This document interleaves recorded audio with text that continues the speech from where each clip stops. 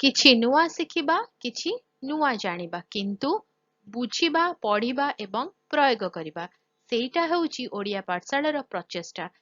ଆପଣମାନଙ୍କୁ ସମସ୍ତଙ୍କୁ ସ୍ୱାଗତ। ଓଡ଼ିଆ ପାଠଶାଳାକୁ ଚାଲନ୍ତୁ। ଭିଡିଓରେ କଥା ହେବା ସଜନା ଗଛ ଉପରେ।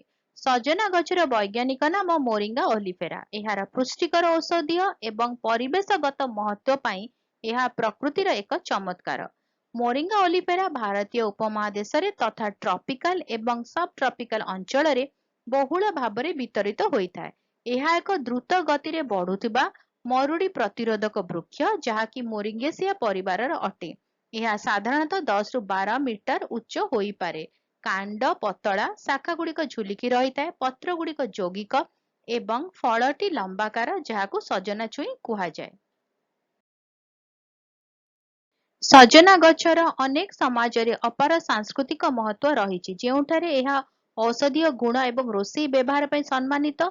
ଦକ୍ଷିଣ ଏସୀୟ ଏବଂ ଆଫ୍ରିକା ପରମ୍ପରା ସମେତ ବିଭିନ୍ନ ସଂସ୍କୃତିରେ ବୃକ୍ଷର ବିଭିନ୍ନ ଅଂଶ ସ୍ଥାନୀୟ ରୋଷେଇ ଏବଂ ପାରମ୍ପରିକ ଔଷଧରେ ବ୍ୟବହାର ହୋଇଥାଏ।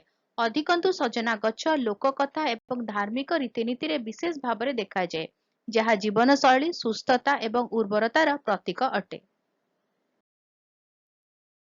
ସଜନା ଗଛର ଏକ ଉଲ୍ଲେଖନୀୟ ଦିଗ ହେଉଛି ଏହାର ଅସାଧାରଣ ପୁଷ୍ଟିକର ଗୁଣ। ଏହାର ପତ୍ର, ଫଳ, ମଞ୍ଜି ଏବଂ ଫୁଲ ଭିଟାମିନ୍, ମିନେରାଲ୍ସ, ଆଣ୍ଟିଅକ୍ସିଡାଣ୍ଟ ଏବଂ ଅତ୍ୟାବଶ୍ୟକ ଆମିନୋ ଏସିଡର ସମୃଦ୍ଧ ଉତ୍ସ। ଉଦାହରଣ ସ୍ୱରୂପ, ସଜନା ଗଛର ପତ୍ରରେ vitamin C, vitamin A, calcium, iron ଏବଂ ପ୍ରୋଟିନ୍ ଥାଏ, ଯାହା ହେଉଛି ଏକ ମୂଲ୍ୟବାନ ଖାଦ୍ୟପେୟ, ବିଶେଷତଃ ଯେଉଁଠାରେ ପୃଷ୍ଟିହୀନତା ଅଧିକ ଥାଏ। ଅଧିକନ୍ତୁ ଅନୁସନ୍ଧାନରେ ଏହାର ଆଣ୍ଟି ଇନଫ୍ଲାମେଟୋରୀ, ଆଣ୍ଟି ଡାଇବେଟିସ୍ ଏବଂ କର୍କଟ ବିରୋଧୀ ଗୁଣ ସମେତ ସଜନା ଗଛର ସ୍ୱାସ୍ଥ୍ୟଗତ ଉପକାରିତା ଉପରେ ଆଲୋକପାତ କରାଯାଇଛି। ସଜନାର ପୁଷ୍ଟିକର ଏବଂ ଔଷଧୀୟ ମୂଲ୍ୟ ବାହାରେ ସଜନା ଗଛ ନିରନ୍ତର ବିକାଶ ଏବଂ ପରିବେଶ ସଂରକ୍ଷଣରେ ଏକ ପ୍ରମୁଖ ଭୂମିକା ଗ୍ରହଣ କରିଥାଏ। ଏହାର ଦ୍ରୁତ ଅଭିବୃଦ୍ଧି, ଗଭୀର ମୂଳ ପ୍ରଣାଳୀ ଏବଂ ସୀମାବର୍ତ୍ତୀ ଜମିରେ ଉନ୍ନତି କରିବାର କ୍ଷମତା ଏହାକୁ କୃଷି, ବୃକ୍ଷରୋପଣ ଏବଂ ମୃତ୍ତିକା ସଂରକ୍ଷଣ ପଦକ୍ଷେପ ପାଇଁ ଏକ ଆଦର୍ଶ ରୂପେ ବ୍ୟବହାର କରାଯାଏ। ସଜନା ଚାଷ କ୍ଷୁଦ୍ର ଚାଷୀଙ୍କ ପାଇଁ ଅର୍ଥନୈତିକ ସୁଯୋଗ ପ୍ରଦାନ କରେ, ଯେଉଁମାନେ ସ୍ଥାନୀୟ ତଥା ଅନ୍ତର୍ଜାତୀୟ ସ୍ତରରେ ପତ୍ର ପାଉଡର, ତେଲ ଏବଂ ମଞ୍ଜି ପରି ସଜନାର ଉତ୍ପାଦ ବିକ୍ରୟରୁ ଆୟ କରିପାରିବେ। ମୋରିଙ୍ଗା ଉତ୍ପାଦନ କରୁଥିବା ଭାରତ ହେଉଛି ସବୁଠାରୁ ବଡ଼ ଉତ୍ପାଦକ।